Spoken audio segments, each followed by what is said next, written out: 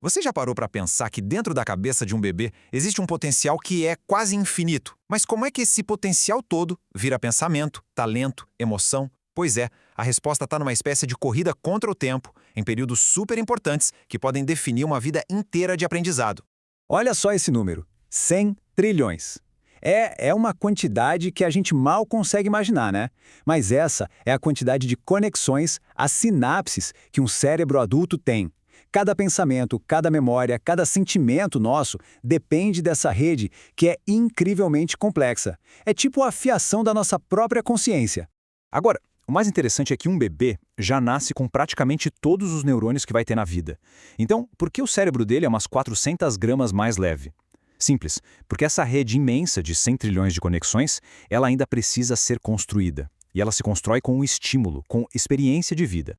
Ok, vamos entender isso melhor. Essa construção toda não acontece de qualquer jeito de uma vez só. Existem momentos bem específicos em que o cérebro está, digamos, especialmente preparado para aprender certas coisas. E os cientistas chamam isso de janelas de oportunidades.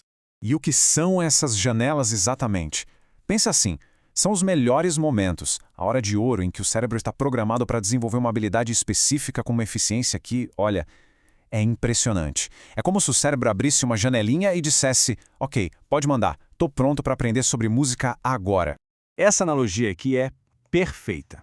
O cérebro é o hardware, um hardware super potente.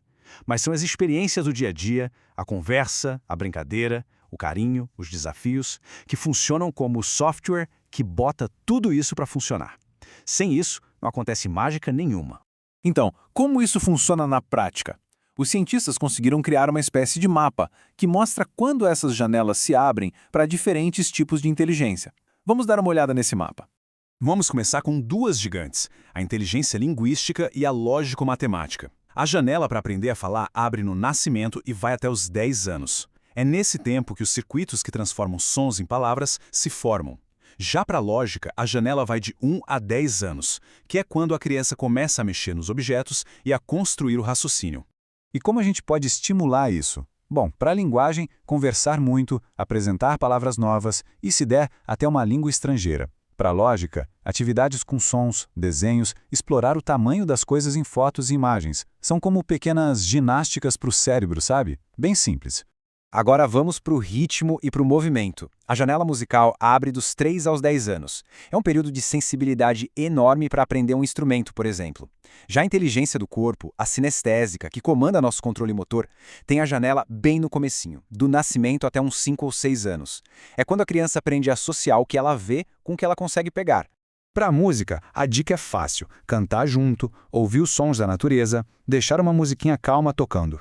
Para o corpo, o estímulo vem de brincadeiras que envolvem o toque, o gosto, o cheiro e, claro, muito jogo de mímica e atividade física. E a forma como a gente percebe o mundo ao redor? A inteligência espacial, que nos dá o senso de direção, por exemplo, tem sua janela dos 5 aos 10 anos. Mas atenção aqui para a pictórica, que está ligada à visão.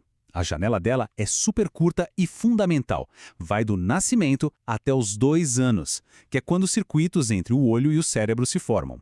O estímulo nesse caso vem de exercício físico, de jogos que exploram direita e esquerda, em cima e embaixo. Para a visão, é essencial brincar de identificar cores, de olhar figuras em revistas e tentar entender o que são. E para terminar, temos as inteligências que nos conectam com as outras pessoas e com o mundo. A interpessoal, que molda como a gente se relaciona, tem uma janela bem longa, que vai do nascimento até a puberdade. Já a naturalista, a nossa conexão com a natureza, se desenvolve dos 4 meses aos 14 anos. E aqui o estímulo mais poderoso é também o mais simples: abraçar, brincar, compartilhar uma descoberta. Para a inteligência naturalista, é fundamental explorar o mundo lá fora, sentir a chuva, o vento, a água do mar. O aprendizado está em todo lugar mesmo. Bom, depois de ver tudo isso, é normal surgir uma pergunta, né? Aquela que fica martelando. E se uma dessas janelas já se fechou? O que acontece se uma oportunidade foi, entre aspas, perdida? A questão é bem direta e, vamos ser sinceros, causa uma certa ansiedade. Se a janela da linguagem se fecha aos 10 anos, quer dizer que é impossível aprender uma língua nova depois disso? Acabou? A resposta para a tranquilidade de todo mundo é um gigantesco e sonoro não, de jeito nenhum. Uma janela que se fecha não é o fim da linha para o aprendizado. O que o fechamento da janela significa é que aprender pode ser mais difícil. Vai exigir mais esforço, mais dedicação, mas nunca, e isso é muito importante, nunca vai ser impossível. O cérebro continua com a capacidade de aprender ao longo de toda a nossa vida. Isso tudo nos traz de volta ao ponto principal de toda essa conversa.